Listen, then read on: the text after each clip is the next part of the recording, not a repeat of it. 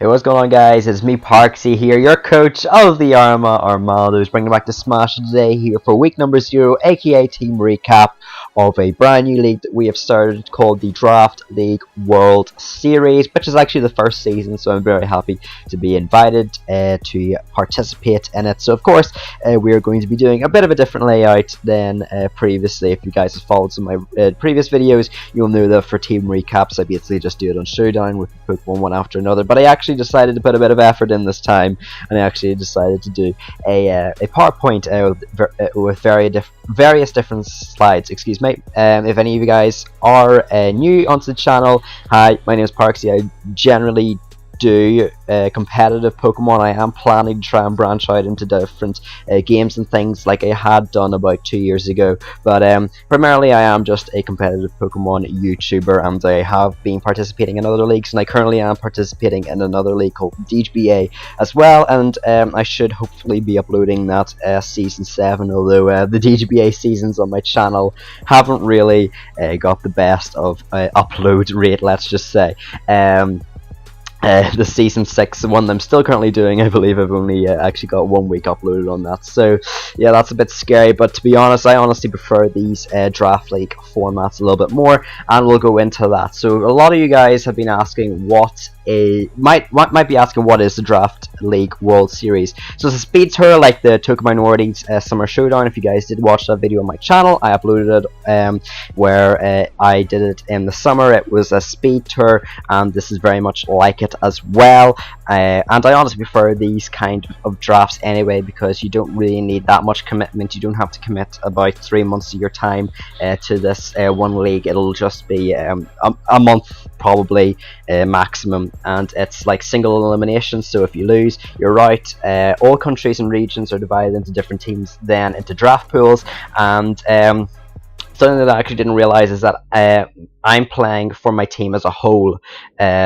So that basically means that there's 5 currently in my team, and that my win does go into the general pot, but that would mean that 2 other members of my team have to win, so we'd at least go 3 wins, 2 losses, and we'd advance to the next stage, and we'll be going against another region as well. So I sort of like the idea, but I mean, it's definitely new, but as well, I would hate to try and ruin other people's seasons if I'm playing poorly as well. I would very much dislike if I kicked the season early, but some other people haven't really been able to play it or whatnot. But I mean, it's whatever now. Now I guess the move's coming back. Yeah, I mean, it's just a system, but I've never personally done a system like it before in terms of regions. But yeah, I'm the UK plus Ireland.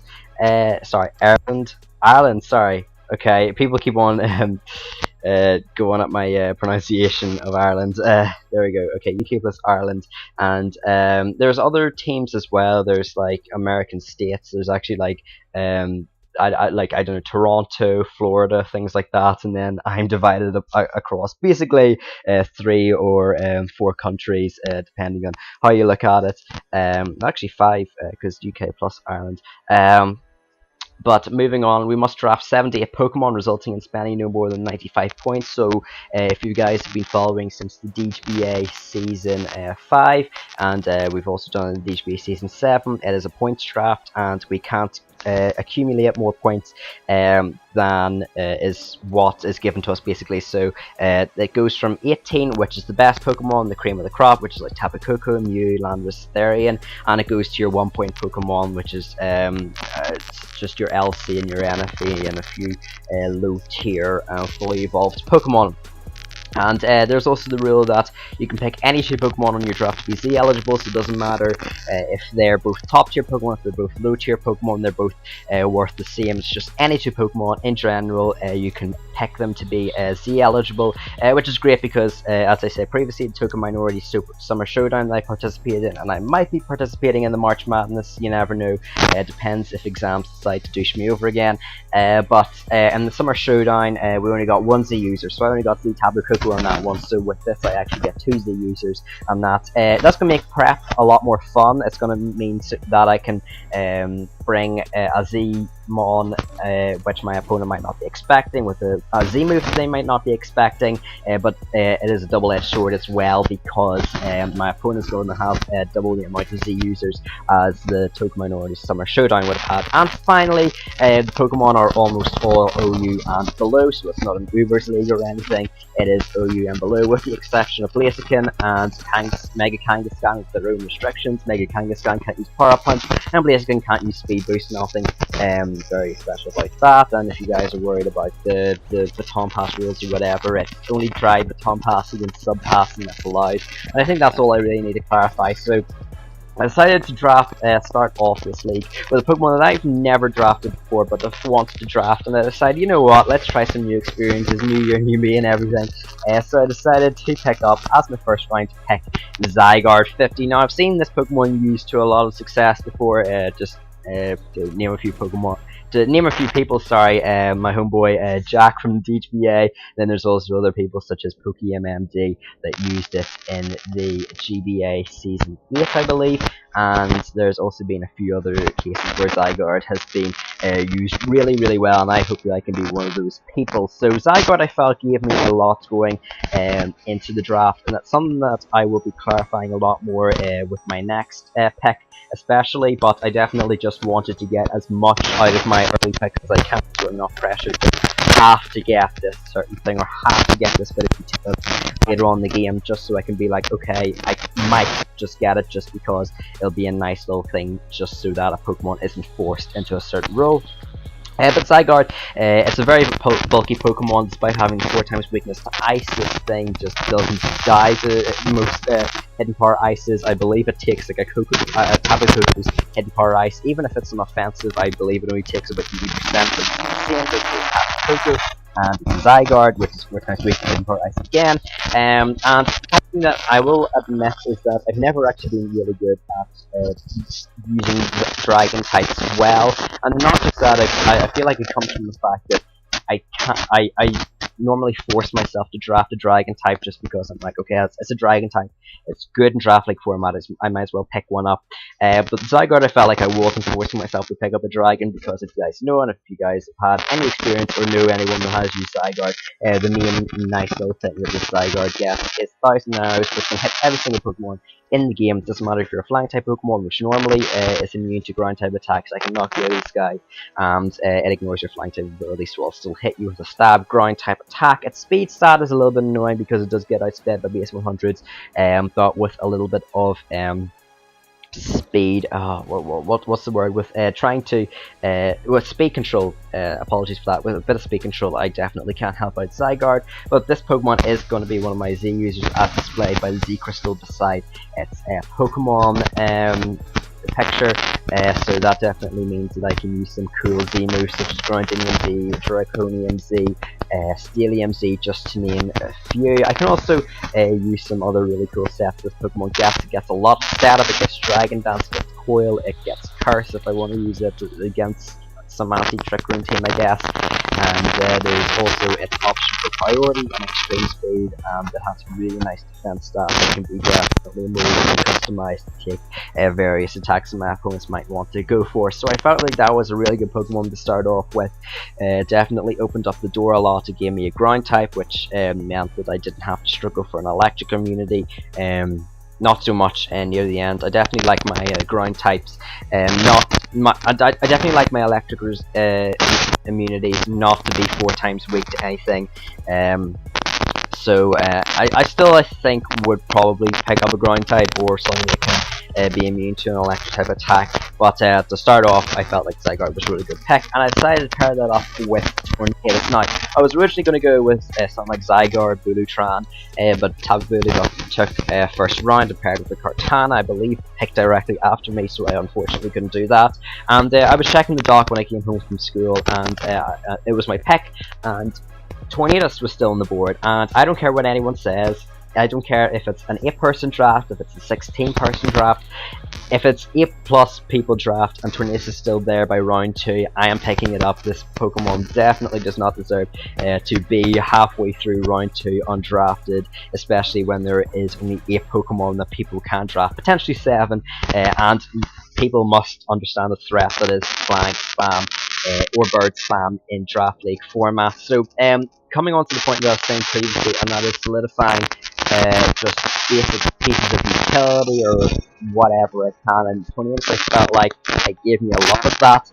I was originally deciding to pick up Mega Pidgeot, but I felt like I could use a Mega Slot for a Pokemon a lot better, especially because I hadn't picked up the Steel type yet, and generally once you get through the first few rounds, there's very few good Steel types that are left, in my opinion. There's only really Bronzong, Cobalion, Steelix, and maybe one or two others that I'm forgetting about, but there's really not that many good Steel types, in my opinion, that are left after the first 3 rounds. So Tornadus gave me a good speed tier, base 121. That meant that I didn't really have to focus on speed, because if your speed tiers are above about 120, I'd say that you're fine. You're not going to get critiqued by anybody if they're going to be doing PRs, cough cough.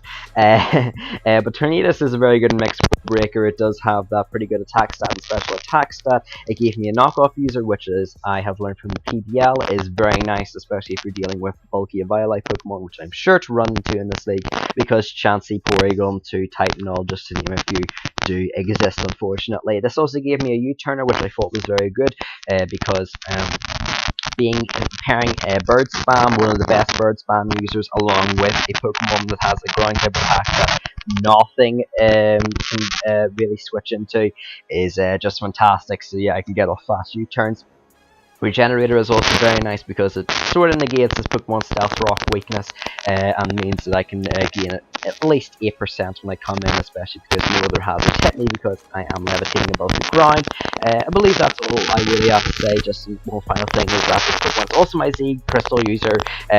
Basically just Tornadus is mostly Z, just so that it gets that really nice Supersonic Sky Strike, which is a nuke, but it also is just a more accurate Hurricane, which I feel is what most people run into, the problem that they run into when they're using Tornadus. So I do have that super strong flying type attack, plus also I do have some other options such as fighting, a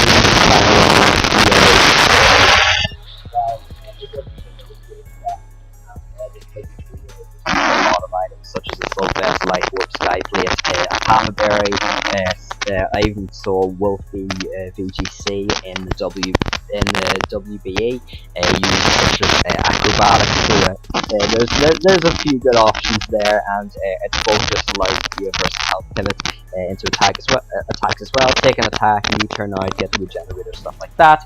And the next Pokemon I decided to pick up was Sylveon. Now I understand if people are going to be a little bit confused about why I picked up Sylveon, just on the perspective that it doesn't really have the best synergy with my current 2 picks. But I assure you that the next pick that I have planned should work. Should clear anybody's confusion about why I picked up Sylveon, and especially this early, because I believe Clefable in our draft pool went undrafted, which was annoying because one of my very early draft designs was to pick up Clefable alongside Porygon 2 or Snorlax, which unfortunately didn't work. So there goes that plan. There goes that plan out the window for now. I was going to say something. Oh yeah, you guys also wouldn't believe the amount of draft plans that I had. I had about, I don't know, half a dozen at the very least that I actually had made, just because I kept on being like, oh no, I don't really want this Pokemon. It wasn't that I was getting sniped. I believe the only snipe I got was Tapu Bulu, but I just kept on going over it, and I was like, no, I can't do this, otherwise I don't have this type, which is really good offensively, or I don't have enough momentum, or I don't have enough rock setters or whatever. So yeah, just that's why I redid my draft plans so much, and I kept on thinking of better cores anyway. So yeah, that's just a bit for that. But Sylveon, not really much to say. It can either be an amazing nuke with the ability to run Choice Specs, Hyper Voices, Psyshock, Shadow Balls, and it also can be a very good specially defensive Wish Passer. And I was debating picking up Florges just because that gave me also another defogger, so that my Tornadus Therian wasn't pressure to bring defog into most games, especially if my opponent does have a Toxic Spike user or just Spike stack in general, or a Hazard stack in general. Uh, but also Florges was like 2 points less, but I felt like having fatter wishes was firstly nice, and Sylveon's ability to pass off a wish through a slow baton pass I felt was a lot better, especially when I have got a Zygarde. I felt like I definitely should be prioritizing momentum on my team as much as possible, especially because my higher tier picks can threaten a lot of people, a lot of Pokemon. People, why did I say that? That's late. Okay, I'm sorry.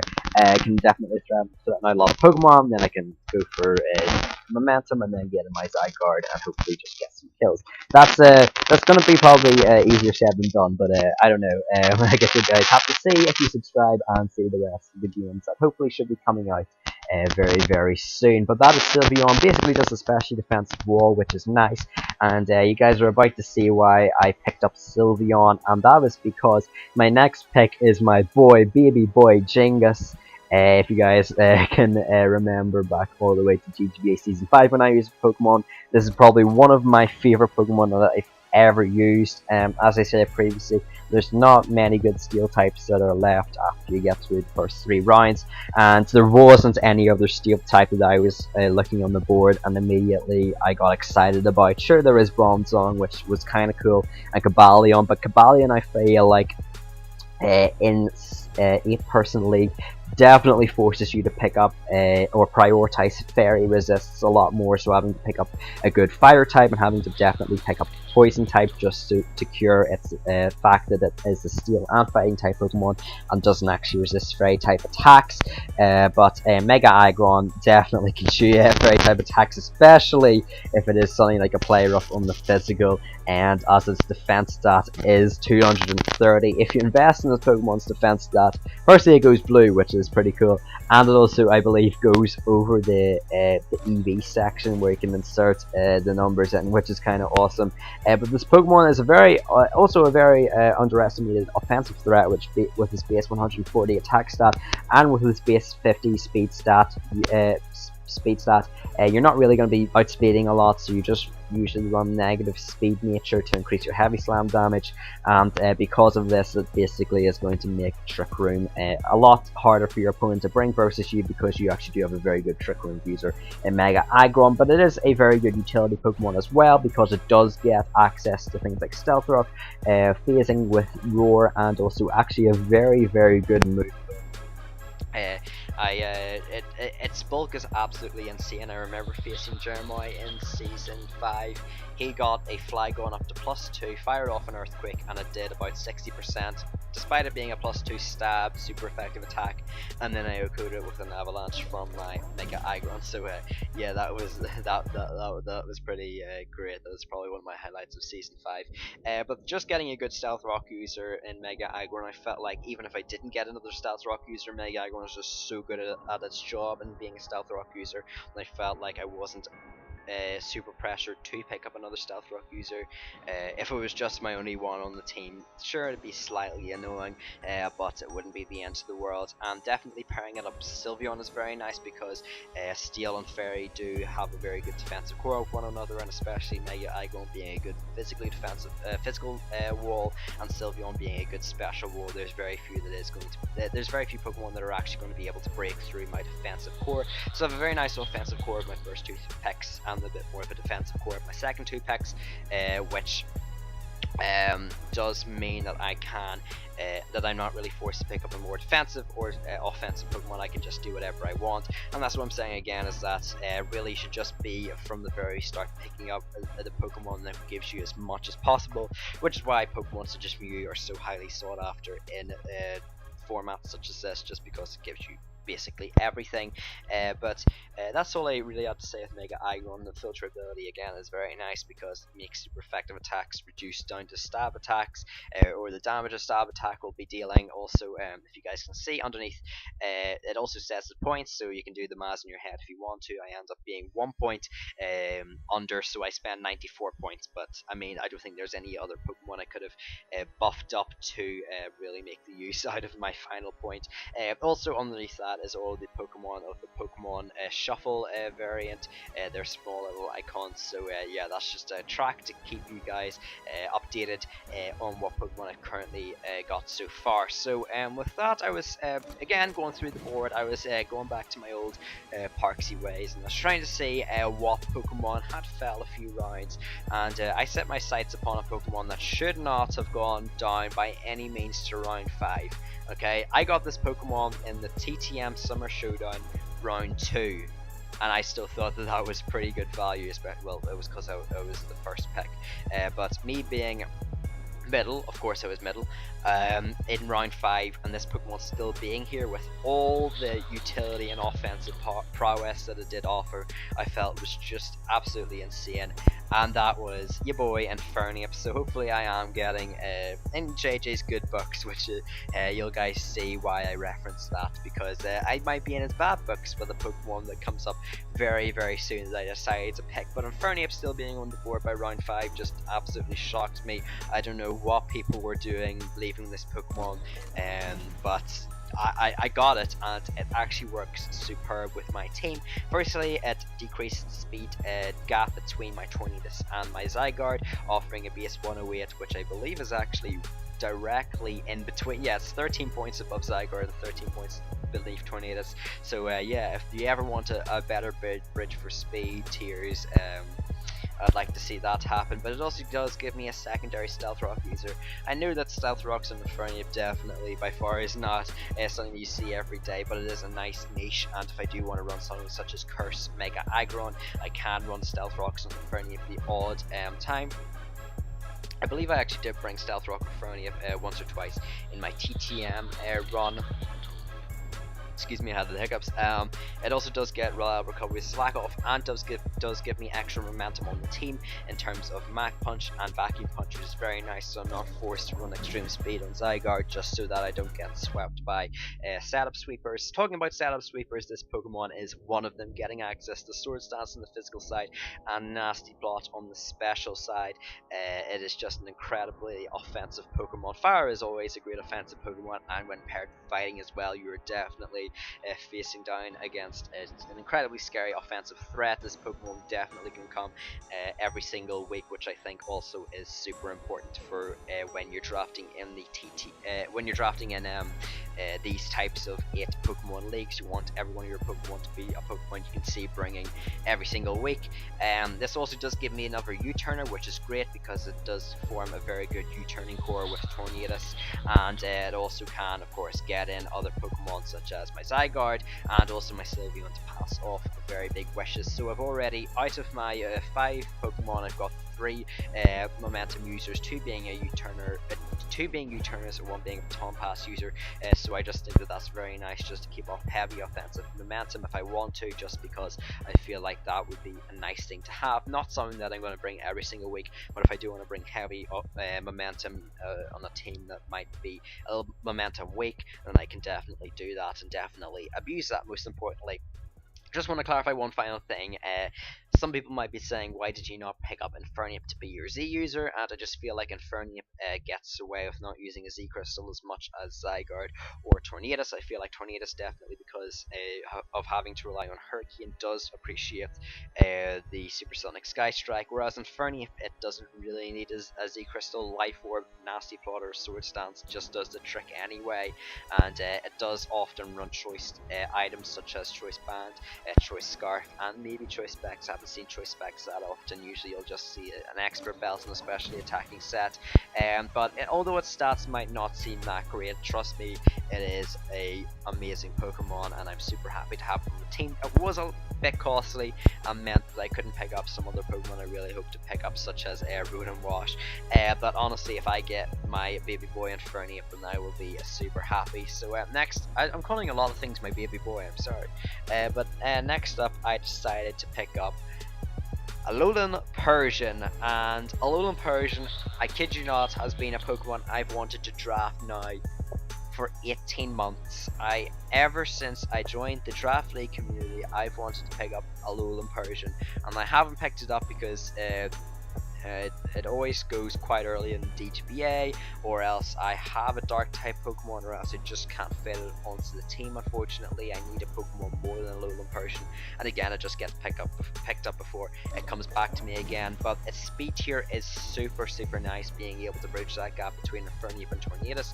So now my speed tiers are 121, 115, 108 if anyone is interested, so I think that is quite nice.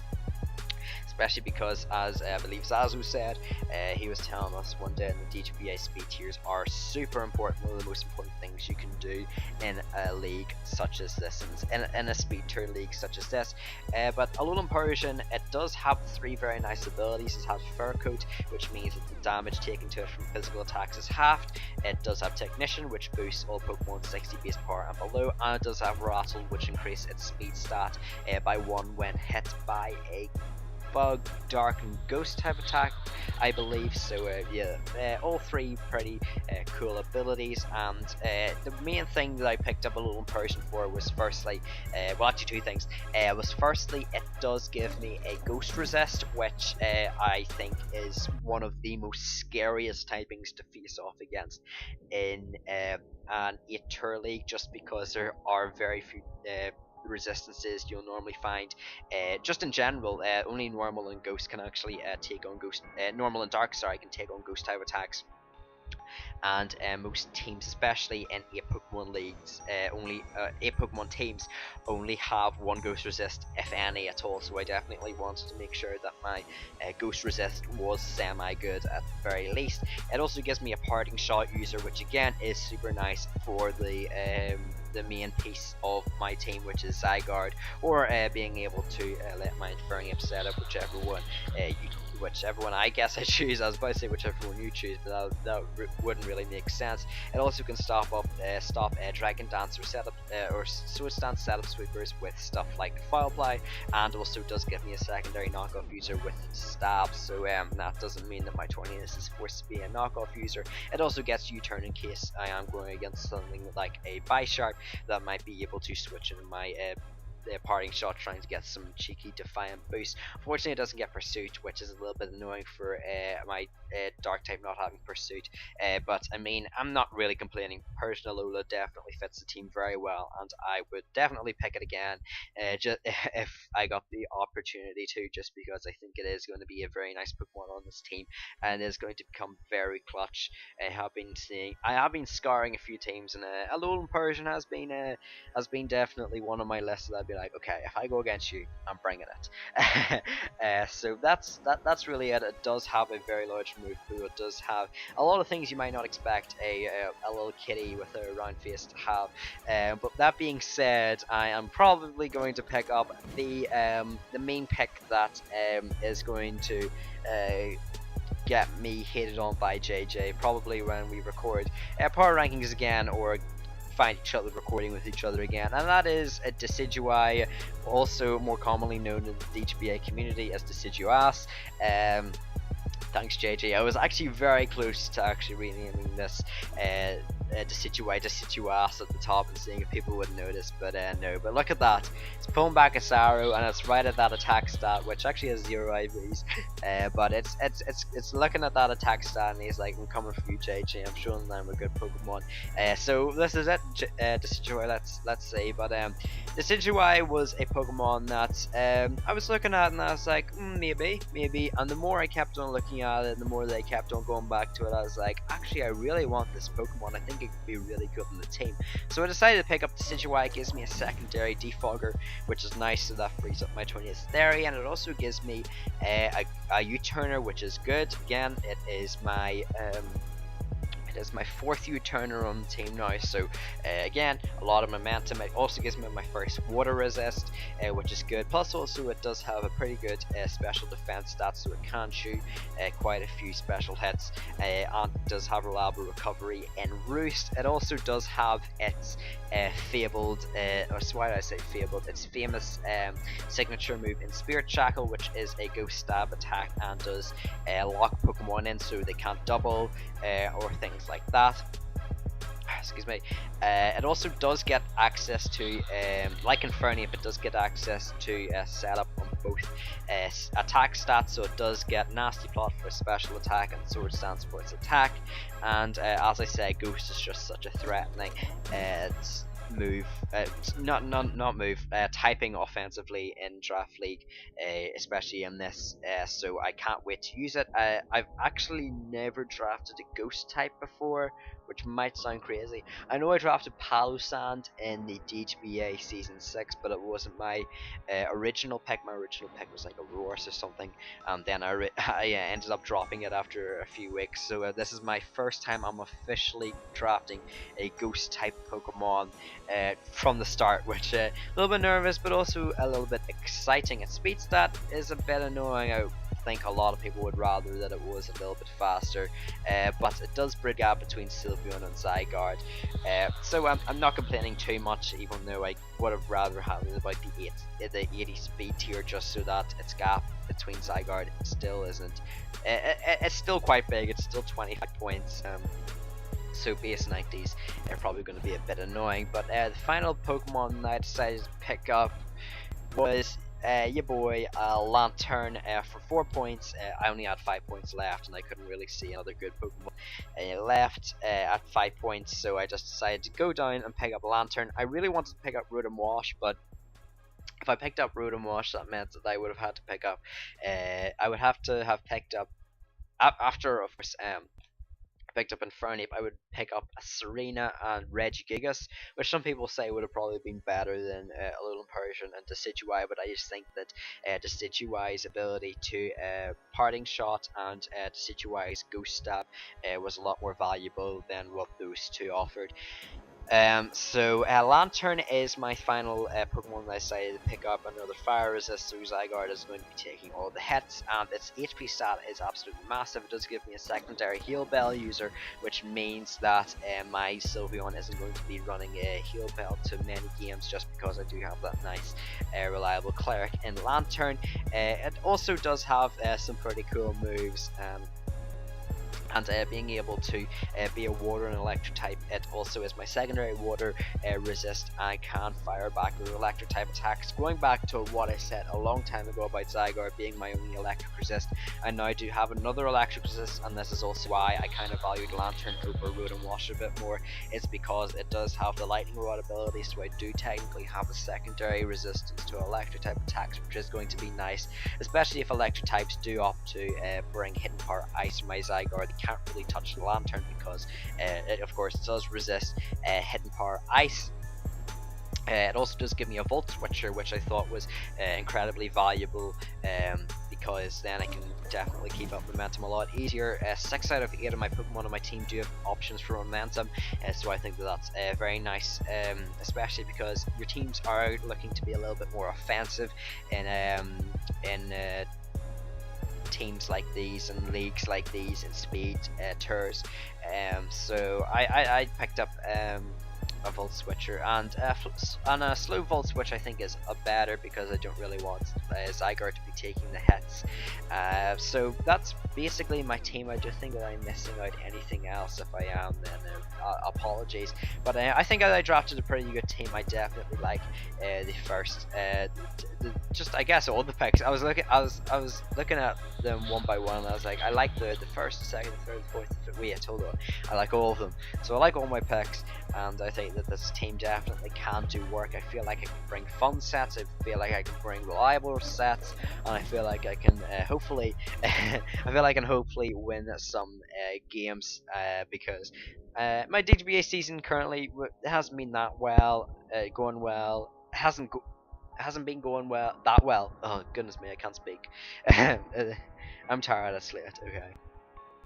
My DGBA season, although it hasn't been going bad, it definitely hasn't been going well. So yeah, hopefully this is what I need just to get me back into the swing of things and get me hyped for another season of the DGBA. I believe the DTBA Season 8 is going to be coming out very soon, so look forward to that. It should be coming out in the upcoming month, and this is just going to be a nice filler. So if you guys did enjoy this video at any given moment, please do like, subscribe, and comment down below. I should be uploading these games, as I previously said, especially because they are speed tier. I don't see why I can't upload a game, especially because I won't be uploading that many, because it is a quick league and it is called a speed tier for a reason. If you guys do like these kind of PowerPoint presentations for my teams, then definitely show your support as well, and I might continue them for the Token Minorities March Madness and the DTBA Season 8 season, which I previously hinted to. But that is it. Thank you guys for watching. I'll see you guys in the next video. Goodbye.